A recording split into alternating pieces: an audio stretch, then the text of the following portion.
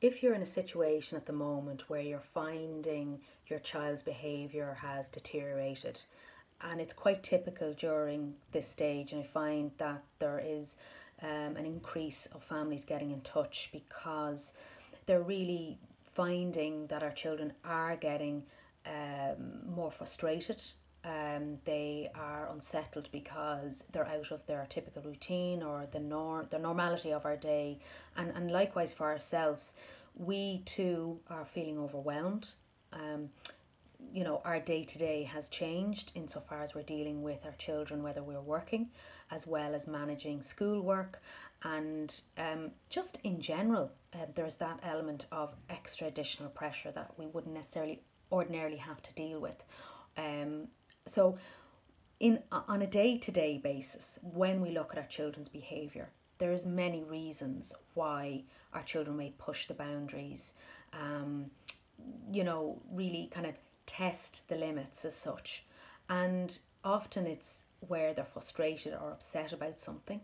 Um, they're looking for attention because children love attention, whether it's negative or positive, and they learn very quickly what behaviours get attention and what gets us engaged and brought into the argument. So that's something that I'm going to elaborate on a little bit further on when it comes to kind of biting and hitting out. But often if our children are upset or frustrated about something, it could be because or due to a big change. And right now we are all experiencing a big change, and this is something that we clearly never, it's something that we'll never forget.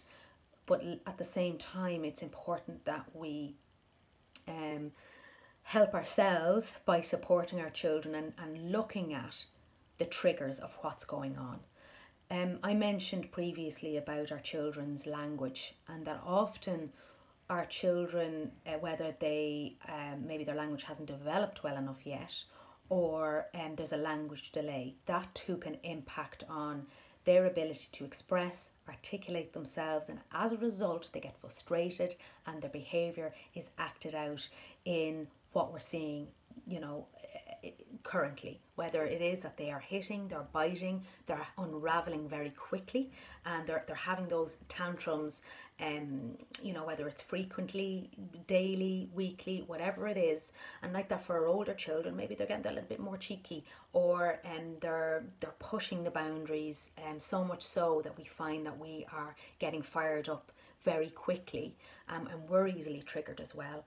So it's important to see the world from our child's point of view, because they don't set out to upset us. They're not going out of their way. They're not waking up in the morning and thinking, I really am going to stir it up for my parents today.